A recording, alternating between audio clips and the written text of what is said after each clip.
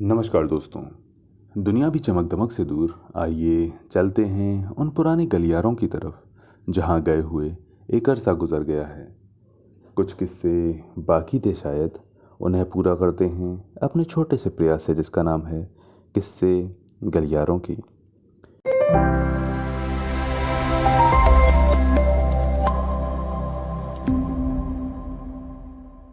पिछले भाग में आपने सुना कुंती के पूछने पर ब्राह्मण का उनसे अपने दुख का कारण बताना। अब आगे षष्ट्यधिक शततमोध्यायः। कुंती और ब्राह्मण की बातचीत।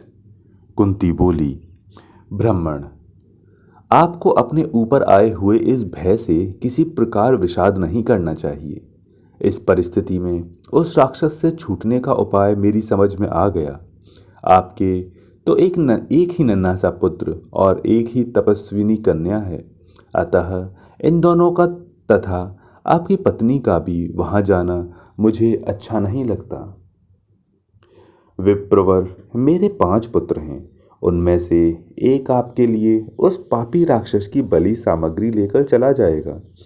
ब्राह्मण ने कहा, मैं अपने जीवन की रक्षा के लिए किसी तरह ऐसा नहीं करूँगा। एक तो ब्राह्मण, दूसरे अतिथि के प्राणों का नाश मैं अपने तुच्छ स्वार्थ के लिए करूं, यह कदापि संभव नहीं है। ऐसा निंदनीय नीच कार्य और अधर्मी जनता में ही नहीं देखा जाता।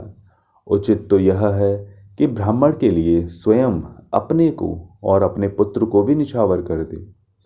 इसी में मुझे अपना कल्याण समझना चाहिए तथा यही मुझे अच्छा लगता है। ब्रह्महत्या और आत्महत्या मुझे आत्महत्या ही श्रेष्ठ जान पड़ती है। ब्रह्महत्या बहुत बड़ा पाप है। इस जगत में उससे छूटने का कोई उपाय नहीं है। अनजान में भी ब्रह्महत्या करने की उपेक्षा मेरी दृष्टि में आत्महत्या कर लेना अच्छा है। कल्याणी, मैं स्वयं तो आत्महत्या की इच्छा करता नहीं, परंतु यदि दूसरों ने मेरा वध कर दिया तो उसके लिए मुझे कोई पाप नहीं लगेगा। यदि मैंने जानबूझकर ब्राह्मण का वध करा दिया तो वह बड़ा ही नीच और क्रूरतापूर्ण कर्म होगा। उससे छुटकारा पाने का कोई उपाय मुझे नहीं सूझता। घर पर आए हुए तथा शरणार्थी का त्याग और अपनी रक्षा के लिए याचना करने वाले का वध, यह विद्वानों की राय में अत्यंत क्रूर एवं निंदित कर्म है। आप धर्म के ज्ञाता प्राचीन महात्माओं ने कहा है कि किसी प्रकार भी क्रूर एवं निंदित कर्म नहीं करना चाहिए। अतः आज अपनी पत्नी के साथ स्वयं मेरा विनाश हो जाए, यह श्रेष्ठ है, किंतु ब्राह्मण वध की अनुमति मैं कदापि नहीं दे सकता।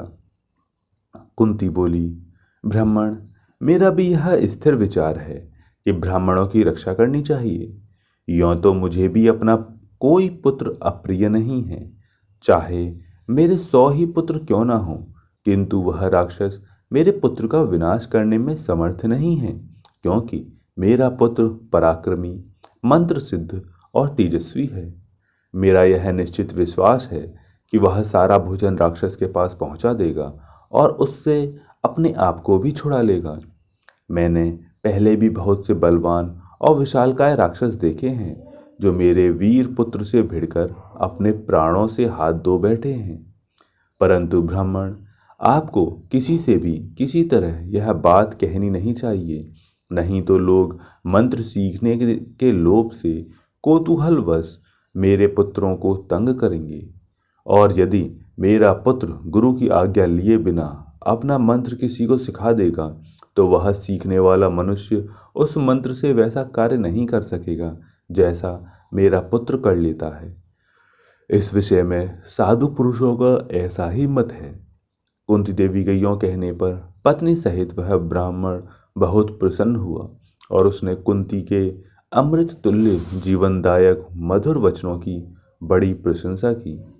तदंतर कुंती और ब्राह्मण ने मिलकर वायुनंदन भीमसेन से कहा, तुम यह काम कर दो। भीमसेन ने उन दोनों से तथास्तु कहा। इस प्रकार श्री महाभारत आदि पर्व के अंतर्गत बकवध पर्व में भीम के द्वारा बकवध की स्वीकृति विषयक 60वां अध्याय पूरा हुआ।